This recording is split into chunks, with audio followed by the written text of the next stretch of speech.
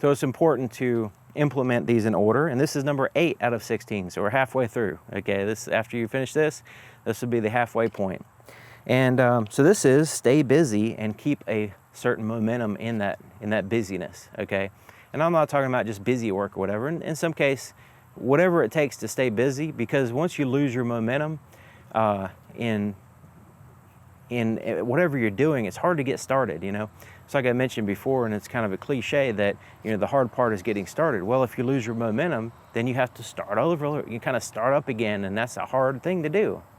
So in the previous step, we're talking about known for actions, not your words. So if you're just talking and not actually doing anything, you're going to not feel right about yourself, and you're kind of tricking yourself into, you're just kind of manipulative or whatever.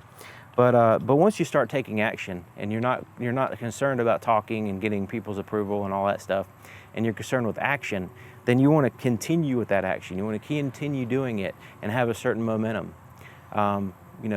Like say with just about anything. Let's say you're an artist. Well, you can't just draw one picture and say, okay, this is my masterpiece.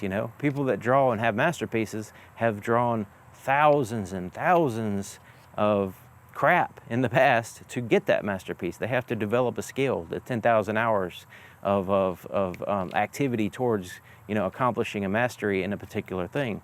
So this is important. You have to get busy doing something, whatever it is that you're going to do, whatever it is that you're doing, even if it's in the wrong direction. You don't know if it's in the right direction. Still, make sure you're doing it, and you're doing it and doing it. Of course, you don't want to do stuff that's bad or whatever, or it's not the right thing to do.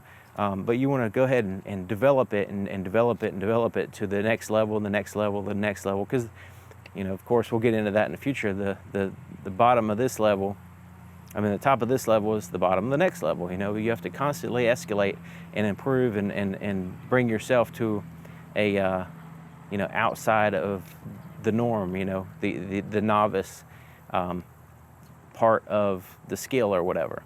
So going forward in that, if you're a salesperson, you want to make sure you escalate your activity and keep on escalating, and make sure that you keep a steady activity of phone calls and talking to people and promotions or whatever the case may be. Okay, so of course this could be watched by anybody, so I don't want to be too specific, but just whatever you're doing, make sure that you're known for your actions, and that you're doing lots and lots of actions, and you're doing it consistently every single day, and building and maintaining that momentum, so that way you don't have to start all over again, because that's just makes it harder, and sometimes it drags you down, and it doesn't feel good to have to stop. Like, oh, I stopped, and now I'm not feeling good about that, so I got to start up, and then maybe you don't get to achieve the same level of intensity or the same level of accomplishment as you did before, just because you had that lag in momentum.